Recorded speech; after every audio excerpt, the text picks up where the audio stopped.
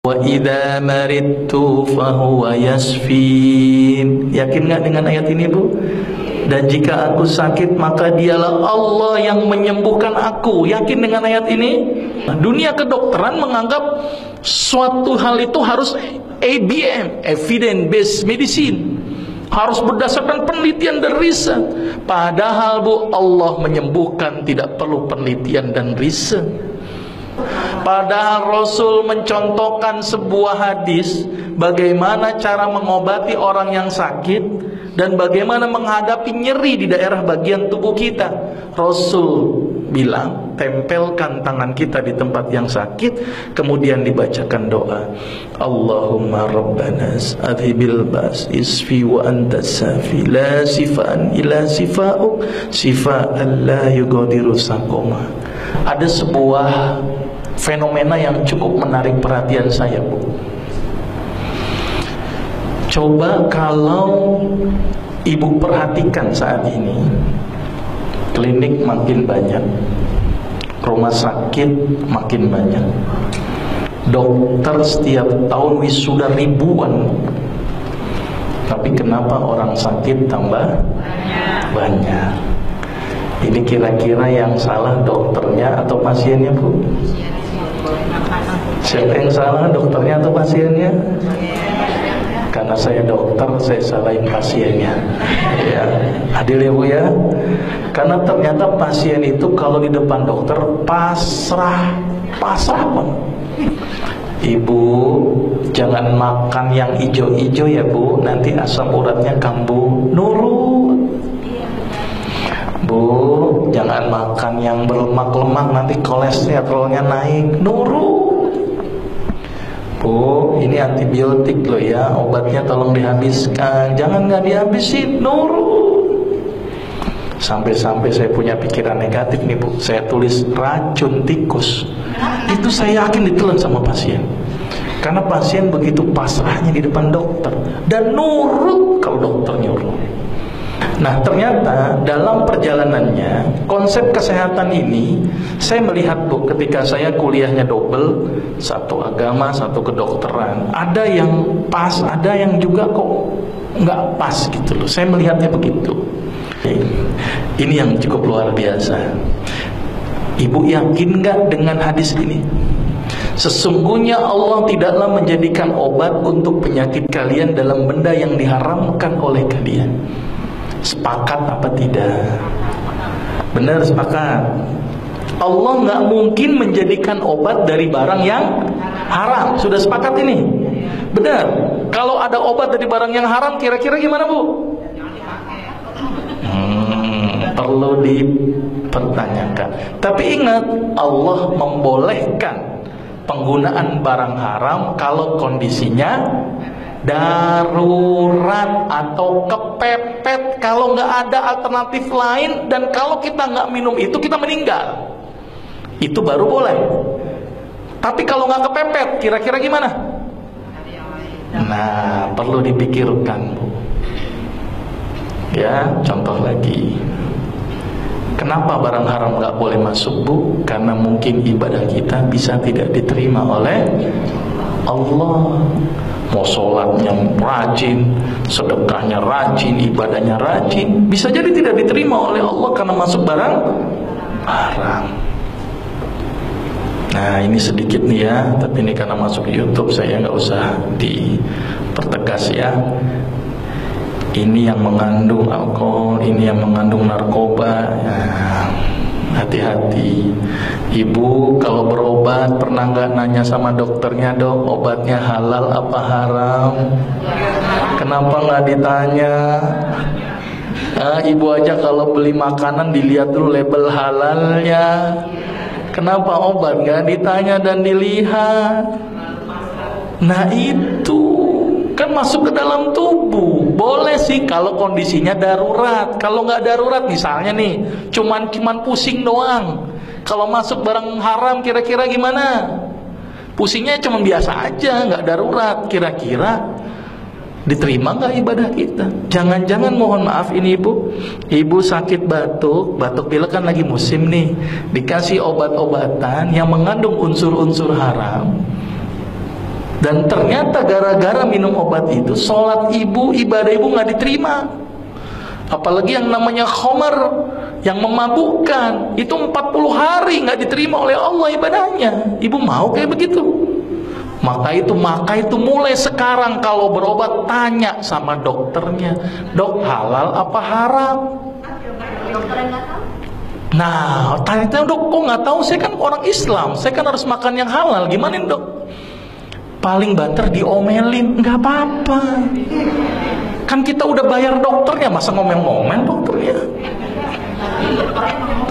Nah, cari yang muslim, itu lebih bagus. Ya, non muslim nggak ngerti halal haram. Jelas ya. Ini yang kadang-kadang tidak kita perhatikan. Karena mohon maaf ibu, penyakit yang sepele banyak sekali yang mengandung unsur-unsur haram. Obat batuk apalagi, banyak banget itu. Ya mohon maaf saya nyebutin misalnya dextrometorphan, ada lagi kodein, ya itu adalah ini komposisi dari obat batuk yang saya khawatir tidak diketahui oleh pasien, dan itu dikonsumsi padahal keadaannya tidak mengancam jiwa dan tidak darurat. Yang saya takutkan tidak diterima ibadahnya oleh Allah, itu saja. Maka itu tanya sama dokternya mulai sekarang ya, iseng-iseng, dok, ini halal apa haram? Saya nggak tahu, udah minum aja, ya udah nggak apa-apa. Ya mudah-mudahan itu menjadi obat. Tapi minimal ibu dakwah sama dokternya. Coba satu jamaah gini ketemu satu dokter nanyain halal dan haram, kira-kira dokternya gimana bu? Mikir pasti kan, iya ya halal apa haram ya. Nah dakwah. Saya aja diginikan gara-gara dari pasien bu. Dari pasien nanya begitu, bahkan ada ustadz juga nanya ke saya begitu. Nah ini latar belakangnya, jadi syiar. Semangat ya bu ya. Alhamdulillah bantu syiar saya. Pernah seorang sahabat namanya Tariq ya, bin Suaid al-Ju'fi bertanya kepada Rasulullah, ya Rasulullah bagaimana mengenai khamr? Maka beliau pun melarang dan benci membuatnya. Tapi Tariq bilang, saya membuatnya hanya untuk obat ya Rasul, untuk obat. Apa jawab Rasulullah? Khamr bukan obat, tetapi ia adalah penyakit. Khamr itu bisa narkoba, bisa alkohol. Banyak sekali loh narkoba sekarang beredar. Aduh, saya sangat prihatin. Ya, tambah lagi PCC ya bu ya, hati-hati. Karena kita umat Islam tidak aware, tidak sadar di situ. Ya paling gampang lewat obat memang. Jadi harus waspada ya. Baik, ini lewat saja ya. Tadi boleh barang haram kalau kondisinya mengancam jiwa. Kalau seandainya gara-gara nggak minum obat itu saya meninggal, nah itu boleh pakai barang haram. Tapi hatinya harus tetap tidak ingin gitu loh. Karena ayatnya bilang seperti itu. Ini juga kosmetik, hati-hati ya bu ya. Lewatin aja kan masuk YouTube ya. Hati-hati ya kosmetik ibu-ibu, hati-hati bener-bener deh. Maka ibu kalau pakai kosmetik itu, aduh, lihatlah label halalnya ya. Ya, pakai lipstik juga hati-hati ibu. Sekarang banyak kasus kanker mulut dari lipstik. Apalagi lipstik yang mengandung senyawa lead yang tinggi. Apa itu senyawa lead? Senyawa yang bersifat karsinogenik. Apa ciri-ciri lipstiknya? Kalau kena air itu nggak luntur bu. Hati-hati. Atau kalau laler nempel, lalernya kepleset bu. Nah itu hati-hati itu ya. SPF mah nggak usah ribet bu. Malah ada SPF 100, lebih mantap lagi. Cadar. Nah itu SPF 100 itu sudah. Nggak perlu lipstik, nggak perlu kosmetik, anti debu, anti apapun. Nah, itu dahsyat sekali itu bu. Oh ya, ya itu salah satunya. Nah ini bulunya dipakai untuk sikat gigi, hati-hati. Untuk kuas-kuas, untuk ini hati-hati. Ya sikat gigi, lihat nih, ini baru curiga kalau ada tulisan Bristless, baru curiga. Kulitnya untuk bikin dompet, bikin tas, bikin sepatu. Ya, tulangnya mungkin dibikin obat-obatan, tambalan gigi dan sebagainya. Organnya dipakai untuk obat-obatan. Harus waspada, artinya babi banyak manfaat. Ya, tapi ini menjadi cobaan buat kita. Ini sedikit deh kulit babi ya. Jadi ada sepatu yang bintik-bintiknya segitiga nih. Nah, nanti ibu dilihat saja. Kalau sepatunya, tasnya ada bintik-bintik, pulangnya nyeker aja deh ya. Sudah ya. Sudah selesai. Ini konsepnya begitu dulu. Karena yang namanya berobat harus memperhatikan kita sebagai umat Islam aspek halal dan haram. Penting sekali, ini penting sekali. Jangan sampai gara-gara sakit bukan semakin dekat sama Allah, malah semakin jauh dengan Allah. Itu yang jadi masalah. Kita masuk ke landasan kesehatan. Ibu yakin nggak dengan ayat ini? Wa idza maridtu fahuwa yasfin. Yakin nggak dengan ayat ini, Bu? Dan jika aku sakit maka dialah Allah yang menyembuhkan aku. Yakin dengan ayat ini? Benar, Bu? Kalau ibu lagi pusing, apa yang diingat pertama kali, Bu? Benar, kalau lagi pusing ingat Allah. Nah, biasanya pusing ingat, mohon maaf, Panadol, Paramek, Bodrek. Allah ingatnya kapan? Nanti kalau deket-deket mau mati. Nah, itu jadi masalah. Padahal Rasul mencontohkan sebuah hadis bagaimana cara mengobati orang yang sakit dan bagaimana menghadapi nyeri di daerah bagian tubuh kita. Rasul bilang, tempelkan tangan kita di tempat yang sakit, kemudian dibacakan doa. Allahumma rabbana adhibil bas isfi wa anta safi la sifaan ila sifa'uk sifaan la yugadiru saqoma. Pernah nggak ibu baca doa ini kalau lagi sakit? Lah katanya umat Rasulullah ini kan. Ayo umat Rasulullah berarti kan harus mengikuti apa yang Rasul lakukan. Bu, mulai besok baca doanya ya. Kalau lebih lengkap lagi, lebih bagus lagi. Bismillah, bismillah, bismillah. A'udzu billahi min qudratihi min sari ma adhiru wa uhajir. As'alullahal azim rabbal arsyil azim ayyasfi. Atau kalau namanya ayyasfi aka, baru dilanjutkan dengan doa yang tadi. Ini doa yang luar biasa. Saya pakai doa ini, pernah ada satu pasien sembuh hanya dengan doa, Bu. Hebatnya kekuatan doa. Kenapa nggak pakai ini? Coba kalau ketemu dokter, dokternya ini, Bu, resep doanya. Nah, ada nggak kayak gitu, Bu? Nah, harusnya gitu dokternya. Maka itu saya senang banget ingin menghidupkan sunnah, karena Rasulullah pernah mencontohkan banyak aspek-aspek sunnah dalam pengobatan. Cuman ini tidak ngetren di kalangan dokter karena terjadi dikotomi antara agama dan pengobatan. Ini yang jadi masalah. Dunia kedokteran menganggap suatu hal itu harus ABM, evidence based medicine, harus berdasarkan penelitian dan riset. Padahal, Bu, Allah menyembuhkan tidak perlu penelitian dan riset. Jelas, Ibu? Sampai sini ya. Berarti mulai sekarang sakit ingat Allah. Kenapa logikanya? Yuk saya ajak berpikir logika.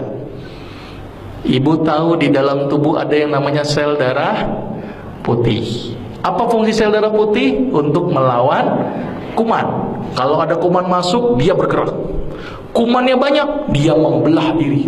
Setelah mati itu kumannya, karena jumlah yang banyak dari sel darah putihnya bunuh diri sendiri.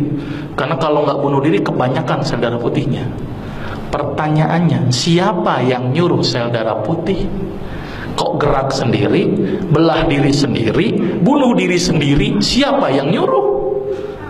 Nah, ini yang tanda tanya. Dunia kedokteran nggak bisa menjawab.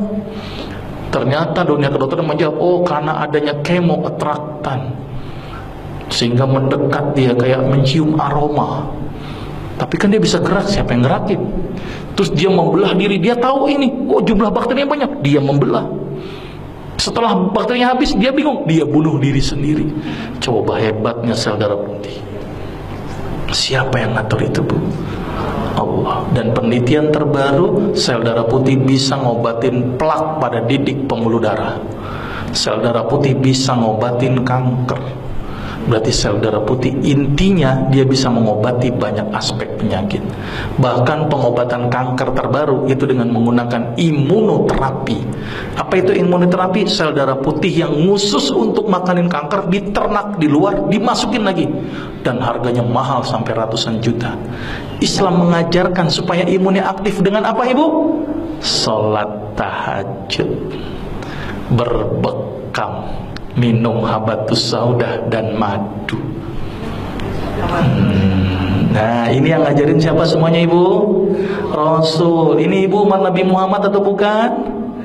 Oke, berarti mulai sekarang rutinkan berbekam sebulan sekali. Rutinkan madu, ganti madu dengan gula, ganti dengan madu. Sirup ganti dengan madu. Karena kita umat Islam konsumsinya harus madu. Tapi umat Islam selalu dibikin stigma, hati-hati madu palsu. Tapi yang namanya sirup palsu nggak pernah hati-hati. Sirup jelas-jelas palsu diminum. Coba madu yang belum tentu palsu apa enggak mau diminum. Ini kan aneh umat Islam. Ternyata stigma itu yang bikin kita jauh dari madu. Padahal sepalsu-palsu madu lebih bagus daripada gula pasir dan sirup. Karena madu palsu nggak mungkin dibuat dari gula pasir tekor. Coba tekornya loba. Satu botol madu butuh berapa kilo gula pasir? Petaninya dibilang, saya kena, ini tambahin gula nggak? Dok, secara teori ekonomi aja nggak masuk buat saya, dok. Orang saya cuma naruh kotak, ngumpul sendiri itu madu. Ngapain saya tambahin gula? Jadi nggak mungkin pakai gula, Bu. Tekor buat petani. Paling mungkin namanya pakai CMC, karboksimetil selulose. Dan itu aman daripada gula pasir dan sirup. Jadi sepalsu-palsu madu lebih bagus daripada gula pasir dan sirup. Saking pengen yakinin masyarakat, sampai ada orang jual madu sampai bawa ember-ember sama sarang-sarangnya. Saking nggak percaya itu. Sudah jelas, Ibu? Mulai sekarang ikuti apa yang Rasul lakukan. Sepakat ya?